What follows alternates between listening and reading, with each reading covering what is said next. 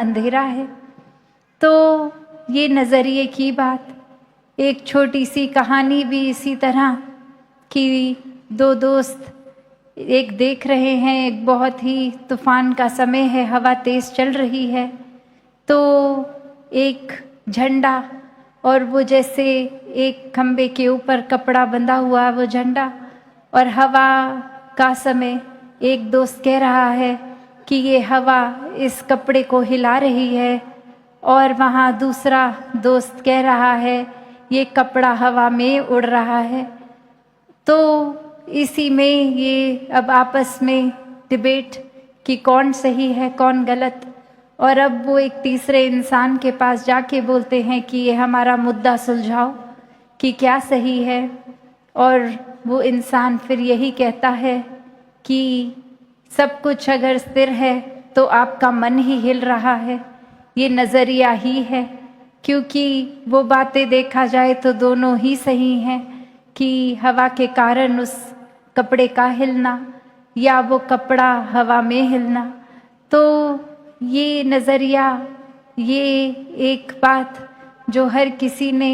उस तरह से अपने हिसाब से आजकल बना लेते हैं कि ये हमारा नज़रिया है तो यही सही है। फिर चाहे एड़ी चोटी का जोर लगा दें, दलीलें दे दें,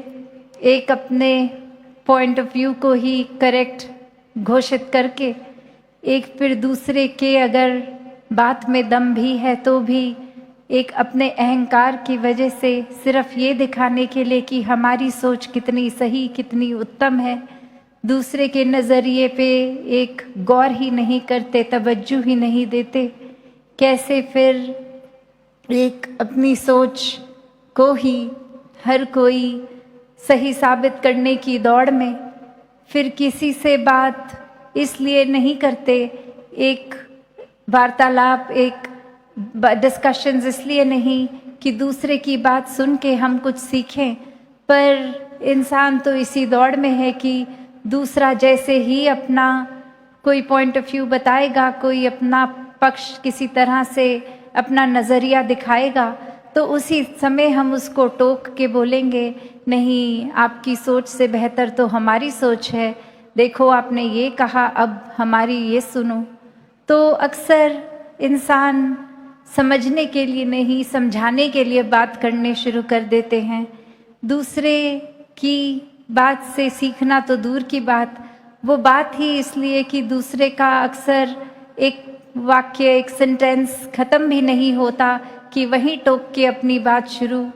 कि पहले ये समझ तो लें दूसरा क्या कह रहा है, फिर उस पे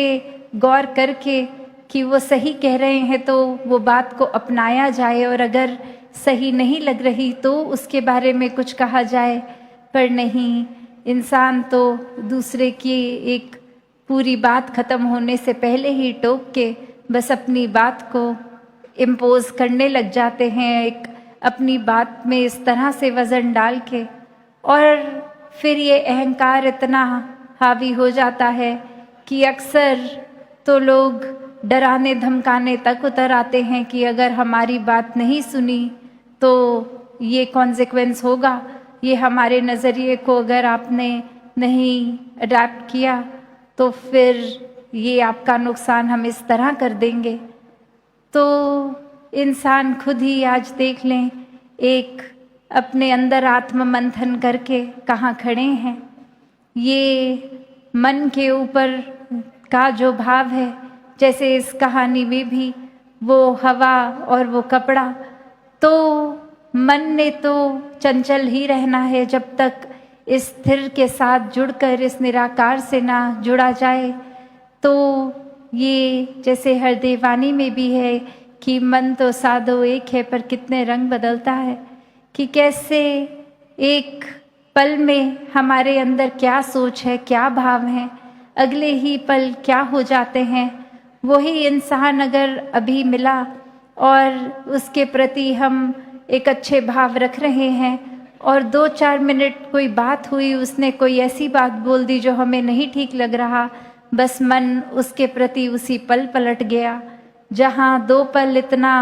प्यार इतनी खुशी मिल रही थी किसी को मिलने से, वहीं 2 मिनट में बस उससे इस तरह रूठ के चले गए कि बहुत गुस्सा भी उस पे आ गया।